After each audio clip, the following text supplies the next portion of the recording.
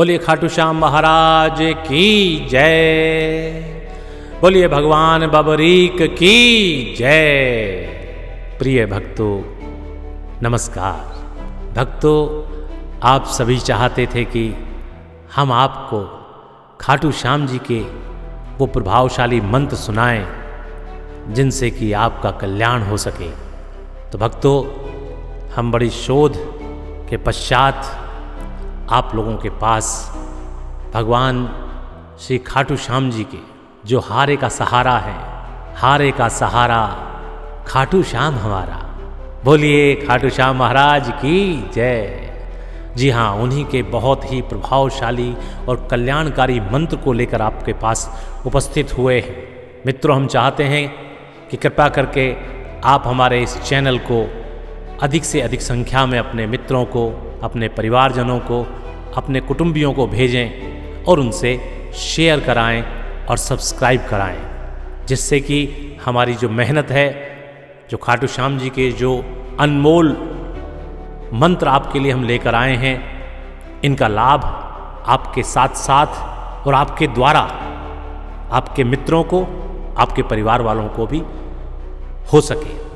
तो अधिक से अधिक शेयर और सब्सक्राइब करवाइएगा और सुनिएगा भगवान खाटू श्याम जी का ये अनमोल मंत्र जो हम बहुत शोध और देखभाल करने के पश्चात लेकर आए हैं। ध्यान से सुनिएगा। ओम श्री मोरवी नंदनाय नमः। ओम श्री मोरवी नंदनाय नमः। ओम श्री मोरवी नंदनाय नमः। ओम श्री मोरवी नंदनाय नमः। ओम श्री मोरवी नंदनाय नमः। ओम श्री मोरवी नंदनाय नमः। ओम श्री मोरवी नंदनाय नमः। ओम श्री मोरवी नंदनाय नमः। ओम श्री मोरवी नंदनाय नमः। ओम श्री मोरवी नंदनाय नमः। ओम श्री मोरवी नंदनाय नमः।